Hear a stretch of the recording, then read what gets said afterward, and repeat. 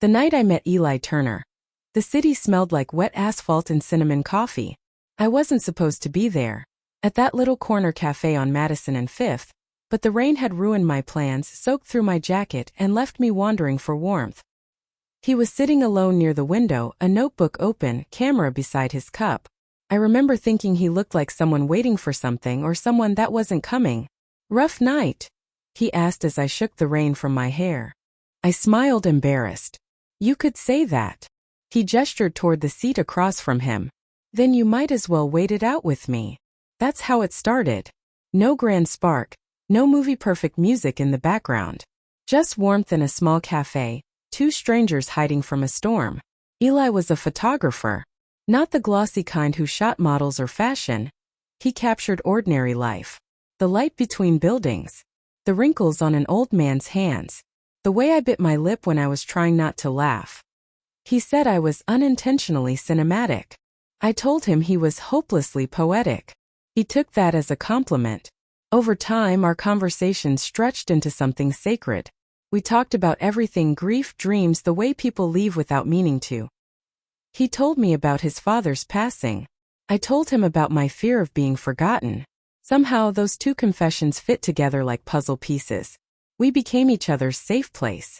One night, he took me to the boardwalk just before sunrise. The air was heavy with salt and quiet expectation. The sky was still dark, but a thin line of gold waited at the edge of the ocean. "Don't move," he whispered, raising his camera. The click of the shutter echoed softly. "Why that one?" I asked. I wasn't even smiling. "Exactly," he said. "That's when you're real." That was Eli, always searching for truth, never perfection. When he finally kissed me, it wasn't planned. Just happened. Like the world had paused for us to breathe the same moment. And I swear, I felt my heart rewrite itself around him. He made me believe love wasn't supposed to be loud. It could be quiet, steady, like a song only we could hear. But even then, there were moments when his eyes lingered too long, like he was memorizing me. Not for now, but for later. Maybe he already knew something I didn't. Maybe love was never meant to last forever, only long enough to change us. At first, it was easy to pretend nothing had changed. Just small things, like how I'd forget the name of a song I'd loved for years, or how my hands would tremble when I poured my morning coffee. Eli noticed before I did. He always did. "Lena," he said one night softly, like the name might break. "You okay?" I laughed it off. "You worry too much." But he didn't laugh. His eyes were searching my face like he was trying to memorize me again. It was the writing that started slipping first. I'd sit at my desk for hours, the cursor blinking like a pulse, but the words wouldn't come. I used to think in sentences, used to breathe in paragraphs. Now it was fog. I went to the doctor alone. Eli wanted to come, but I told him it was just a checkup. When the neurologist said the word degenerative, I felt something hollow open in my chest, like a door that couldn't be closed again. She said it might get worse slowly or suddenly. That no one could tell me when my mind would start to betray me. I remember gripping the edge of the chair so tightly that my nails left half-moon marks. When I told Eli later, his hands shook. "We'll figure it out," he whispered, though his voice was breaking. I nodded, but deep down I knew. This was something even love couldn't fix. Days began to blur. Some mornings I'd wake and not recognize the apartment for a few seconds. Sometimes I'd forget what day it was. Eli started keeping notes, sticky reminders on the fridge, photos with names written on the back. He tried to make it feel normal. Once he found me sitting on the kitchen floor, crying because I couldn't remember how to button my shirt. He didn't say anything, just knelt beside me, buttoning each one gently, his forehead pressed to mine. "It's okay," he whispered. "You don't have to remember everything. I'll remember for you." That broke me more than the diagnosis ever could. But love has a way of twisting under pressure. He started hovering, gently at first, then obsessively. He'd watch me like a shadow, as if turning his back might make me disappear. I wanted space, but every time I tried to pull away, I saw the fear in his eyes, the quiet panic of a man already grieving what wasn't gone yet. One night I said it out loud. "Eli, you have to stop trying to save me." He turned sharply. "What am I supposed to do? Watch you fade?" "Yes," I said, voice trembling. "Because I can't be your whole reason for living." He went silent, too silent, then walked out into the rain without another word. I stood at the window watching him disappear down the street. The sound of the rain was the same as the night we met, but everything else was different. That night, I realized the cruel truth. Sometimes love doesn't die. It just becomes something we can't recognize anymore. And slowly, painfully, I began to lose my glow. Eli stopped talking as much. At first it was small.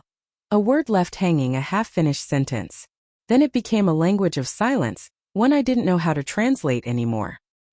He'd sit by the window long after sunset, staring at nothing, a camera on his lap that he hadn't touched in weeks. The man who once captured beauty in everything now seemed blind to it. The world had turned gray, and so had he. I'd ask, "What are you thinking about?" He'd shrug, not meeting my eyes. "Just trying to hold things together." But I could see the cracks forming, quiet, invisible fractures spreading through his spirit. I started losing more days. Whole afternoons would disappear like smoke. Sometimes I'd wake up in the living room barefoot, the smell of burnt toast in the air and Eli sitting across from me, eyes red. "You were gone for a while," he'd say. "I'm still here," I'd whisper, unsure if it was true. He nodded, but his face said otherwise. Once I heard him talking softly while he thought I was asleep. "I'll keep her," he murmured to himself. "Even if it kills me, I'll keep her." The way he said it frightened me, like he was making a promise to something bigger than both of us. He started collecting things, mementos, tiny pieces of who I used to be. My old notebooks. My favorite pen. The scarf I wore the first night we met. He kept them in boxes, neatly labeled, like he was building a museum of my fading life. I didn't know whether to feel loved or haunted. He stopped taking photos of the world and started taking photos of me again. Not the glowing, laughing versions, but the quiet ones. The fragile ones. The ones that showed the truth. "Why are you doing this?" I asked one morning as he adjusted the lens. "Because I'm afraid," he said simply. "That one day I'll wake up and you'll be gone, and I won't remember what your eyes looked like when you still saw me." That shattered me. Because I was afraid too, that one day I'd forget him. His silence grew heavier. We'd sit together for hours, no words between us, but everything unsaid pressing down like rain. Sometimes he'd hold my hand so tight it hurt. Sometimes he wouldn't touch me at all. The house filled with stillness. Not peace but tension. Like every wall was listening. He smiled less. Ate less. The light behind his eyes dimmed. And yet even in his breaking there was love, raw, desperate love that refused to die quietly. He wasn't losing me anymore. He was losing himself. And all I could do was watch, fading and helpless, as the man who once captured light drowned in the shadow of it. I wanted to tell him that I loved him. More than the pain, more than the fear. But some nights the words got stuck somewhere between my heart and my mouth. So I said it the only way I could. I pressed my forehead against his and whispered, "Don't forget me." He closed his eyes and I felt the tremor in his breath. "I couldn't," he said. "Even if I wanted to." Eli was never the kind of man who accepted what couldn't be explained. So when the doctor stopped returning calls and the treatment started feeling like guesswork, he took it upon himself to find the truth. I'd wake in the middle of the night to the sound of his voice in the other room, quiet, controlled, talking to someone on the phone. His laptop glowed in the dark, lines of medical data and unfamiliar names reflected in his eyes. He started writing things down, connecting dots that only he could see. When I asked him what he was doing, he just said, "I think they're hiding something." I didn't know who they were, the doctors, the company that made my medication, the world itself. But the fear in his voice made me realize it didn't matter. He'd found something to fight. Days bled into nights. Eli barely slept. His stubble grew thick, his eyes ringed in exhaustion.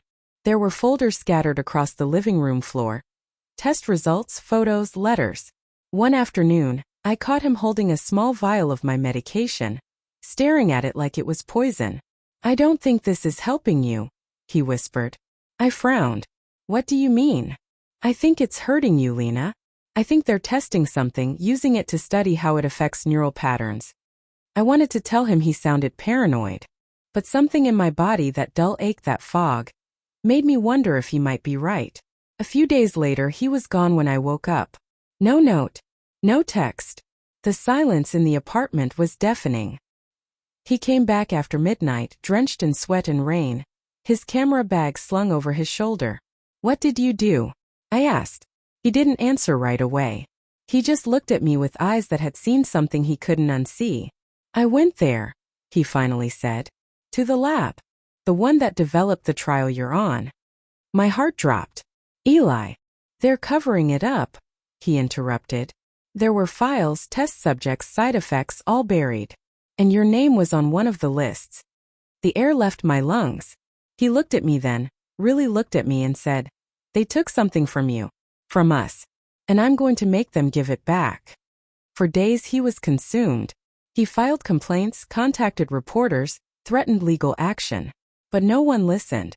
To them, we were just another story that would fade into silence. But Eli didn't fade. He burned. He began documenting everything, recording my symptoms, filming conversations, gathering proof. The same man who once captured beauty now captured evidence. Sometimes I'd wake up to the flash of his camera in the dark. "Eli," I'd whisper, frightened. "Stop." But he wouldn't. "This is the only way they'll remember you," he'd say. That night I cried quietly because I realized something terrible. He wasn't trying to save me anymore. He was trying to save what was taken. And in his obsession, I saw the man I loved turn into someone I didn't recognize. Haunted, vengeful, desperate. But I couldn't stop him. Because deep down I knew he was right. They had taken something from me. From us. And maybe in his madness, he was the only one brave enough to take it back. There's something both tragic and beautiful about watching a person transform in front of you. Especially when love is the reason for it. Eli wasn't the same man who once kissed me under the flickering streetlight. That Eli believed in warmth, in kindness. In the simple truth that love could heal anything. This version of him loved like it was war. He stopped smiling altogether. His apartment, our apartment, turned into a bunker of obsession. Maps on the wall. Notes connected by red string. Hard drives, tapes, photographs stacked like sandbags against the inevitable flood. He barely ate. Barely slept. I'd find him sitting on the floor at dawn, staring at nothing. The light from the blinds slicing across his face. "Eli," I'd whisper, kneeling beside him. "You're scaring me." He'd blink, look at me like he was remembering I existed. Then he'd smile, just barely. "Don't be scared. I'm doing this for you." But I was scared. Because I could feel him slipping further from the man I'd loved. The one who believed in moments, not missions. Weeks turned into months. My condition worsened. Some days I couldn't even hold a pen. On others I'd wake and forget who I was for just a breath too long. And yet Eli stayed. He never ran, never left. Even when I begged him to. He'd sit beside me on the couch, his head resting on my shoulder, whispering things like, "I'm close, Lena. I can feel it. I'll fix this." I wanted to believe him. God, I did. But the truth was he couldn't fix what was already gone. Then one evening, he came home with a bruise on his jaw and fire in his eyes. "I confronted them," he said, voice shaking. "The company. The ones behind the trials. They knew what it was doing." I reached for him, terrified. "Eli, please." I told them I'd expose it all. Every lie. Every test. "I have proof, Lena. It's all here." He gestured to the boxes, the drives, the chaos. He looked unrecognizable. Like love had carved something fierce and unholy inside him. I realized then. He hadn't just become a man fighting for the woman he loved. He'd become a man defined by what he was losing. That night I watched him sleeping on the couch, exhaustion pulling him under for the first time in days. His hand twitched, reaching out even in dreams. Maybe for me, maybe for redemption. I walked over, wrapped a blanket around him and just watched. This man had given up everything. His career, his peace, his joy, for a ghost of who I used to be. And in that still moment, I knew the cruel truth love had been trying to teach us all along. When you love someone completely, you don't just save them. You become them. Eli was no longer the photographer who captured light. He was the man who chased it into the dark and never came back. I wanted to tell him to stop, to rest, to live, but my voice was too soft, my mind too fogged. So instead, I whispered the only words I could remember clearly. "Thank you for staying." He stirred, eyes half open, and whispered back, "Always." And though the room was filled with silence and ghosts, for a moment, It felt like love again. The last photograph Eli ever took of me was not beautiful. I was sitting by the window, wrapped in a blanket, eyes distant, skin pale as the morning light that barely touched me. He didn't ask me to smile. He just lifted the camera slowly, hands trembling, and clicked the shutter once. Like he was capturing the final heartbeat of a story neither of us could stop. He lowered the camera and said quietly, "That's the last one." I nodded because I already knew. The days had grown quiet. Not peaceful but empty. My world was slipping into fragments. Flashes of memory, half-finished sentences, the smell of his coffee in the morning. Sometimes I'd look at him and remember everything. Our first kiss, the sound of the rain the night we met, and sometimes I'd forget his name. But even when my mind failed me, my heart still knew him. Love doesn't live in the brain. It lives deeper, in the marrow, in the pulse, in the quiet between breaths. Eli had stopped his crusade by then. Maybe he realized justice couldn't bring me back. Maybe he just ran out of strength. He still sat beside me every day, reading from my old journals, the ones I'd written before I got sick. Sometimes he'd laugh softly and say, "You were always too poetic for your own good." And sometimes he just read in silence, voice trembling over the words that sounded like promises we never kept. One afternoon I reached for his hand. It took me a few tries to find it. "You should go," I whispered. "You can't stay here forever." He shook his head, eyes glistening. "You're still my forever, Lena." And that's when I realized he didn't need to save me anymore.